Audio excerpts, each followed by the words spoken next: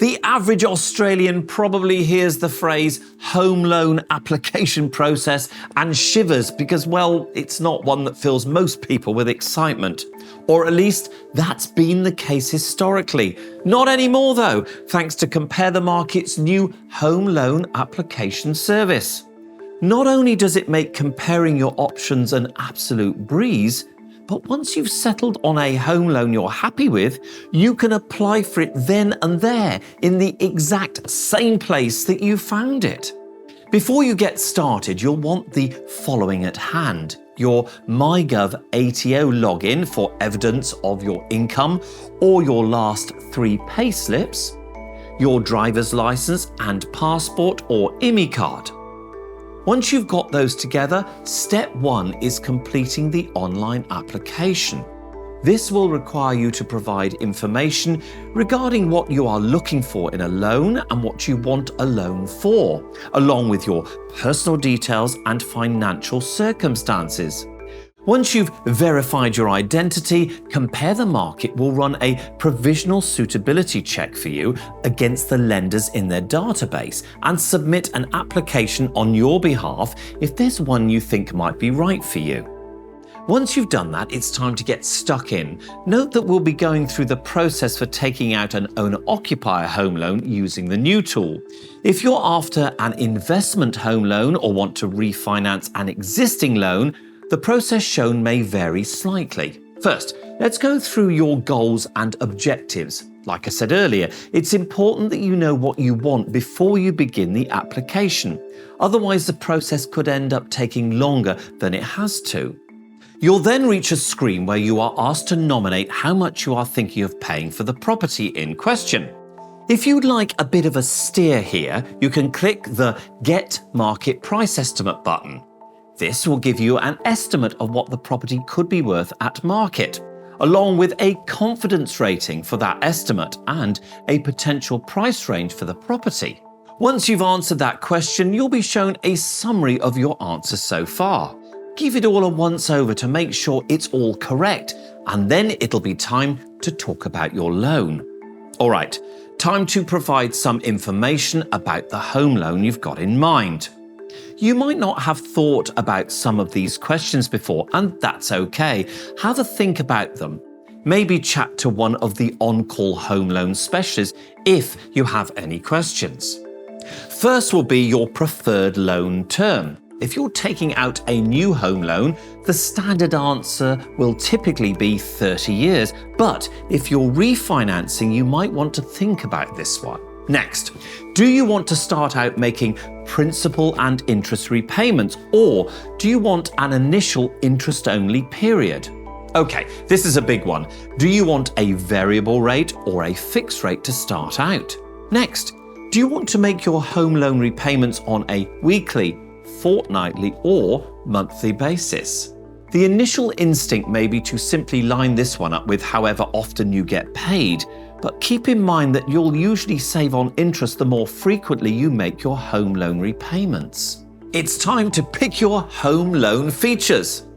Offset accounts are a great example. Before you click yes or no, consider that having an offset account attached to your home loan will typically drive up your regular home loan costs, be they annual or monthly. Redraw facilities, on the other hand, typically don't cost anything to have on your home loan. On to your deposit. How much have you got and where is it coming from? You'll need to have genuinely saved at least 5% of the loan value, but the rest could come from a few different places. Also worth noting, even cash gifts and inheritances can actually count as genuine savings if you can hang on to them and continue to save them for the 3 months or longer after you first receive them. Once you've told them what your deposit looks like, you'll be shown a summary of your loan scenario based on the answers you've given. You'll also be given an estimated required loan amount and what your loan-to-value ratio would be. It's worth noting that those estimations will factor in a variety of upfront buying costs, including conveyancing costs, stamp duty, title transfer, and mortgage registration fees, and inspection fees, among others. If your deposit is less than 20% of the total loan amount plus these upfront expenses, you'll be warned that you're likely to have to pay lender's mortgage insurance. If everything detailed on screen in the loan scenario looks good to you, it's on to the next section, applicant details.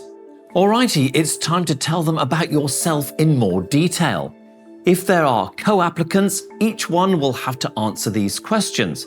Thankfully, they are all fairly simple, so it shouldn't be much of a hassle either way. Eventually, you'll make your way to a screen asking you about your profession. If you're an accountant or a legal or medical professional, some lenders may offer you an LMI waiver and/or a reduced rate. If you are none of these, however, you can just click Other and then specify what it is you do when prompted.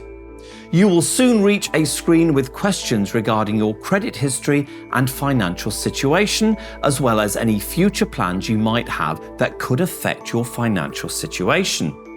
If the answer to any of these questions is yes, you'll be asked to provide details explaining the nuances of the situation. Following that, you'll be shown another summary screen displaying your answers to the latest batch of questions.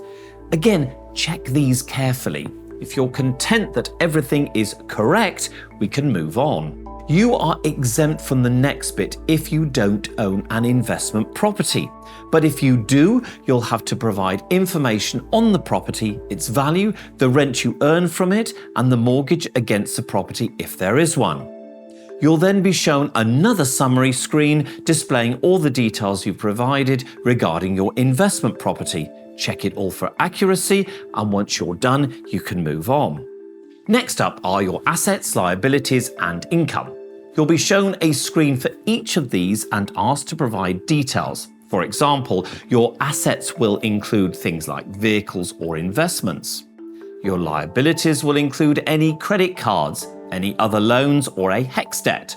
And for your income, you'll want to call out any regular investment returns, government benefits, or child support payments in addition to your pay-as-you-go income. What matters is the accuracy of the numbers you provide, so be sure to double-check them, don't just ballpark it.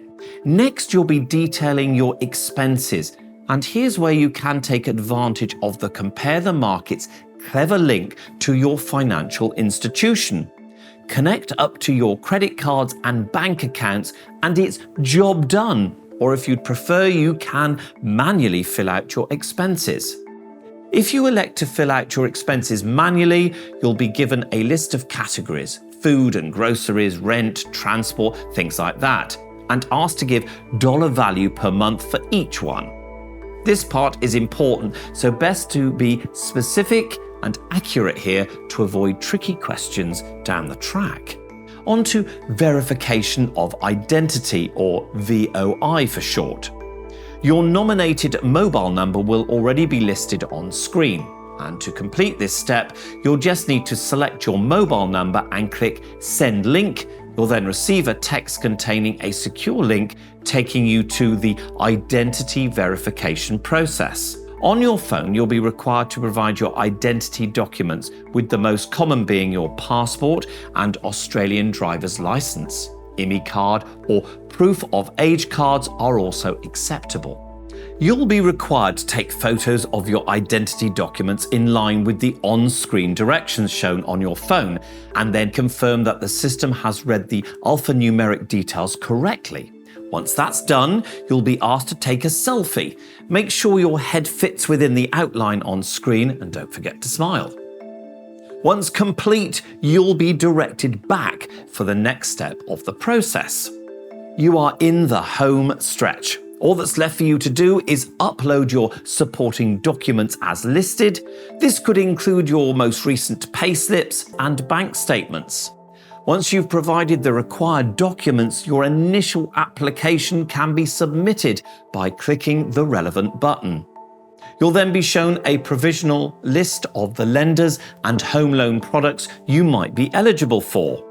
If you like the look of one of them specifically and want to apply for it, one of Compare the Market's home loan specialists will begin the process of verifying the information you provided as part of your home loan application. This could take a few hours or it could take a full 24. If your home loan specialist determines that you are eligible for your chosen home loan and that the loan is in your best interests, you will be sent a credit proposal and summary of requirements document, which provides an overview of your personal circumstances, goals, objectives, and of course, a suggested lender and product. It'll then be on you to review the form, make sure everything's in order and sign it off via DocuSign. And then that'll be that. Compare the Market will send your application to the lender for you, meaning you can simply sit back and look forward to receiving a formal loan approval. The time required to process a home loan application will vary by lender, but it'll usually take a few business days. Nice work! You've completed a home loan application with the help of Compare the Market. If you have any questions along the way, remember their team of home loan specialists is only ever a call away, so don't be afraid to reach out. Goodbye, and whether you are buying or refinancing, congratulations on finding a great deal on a new home loan.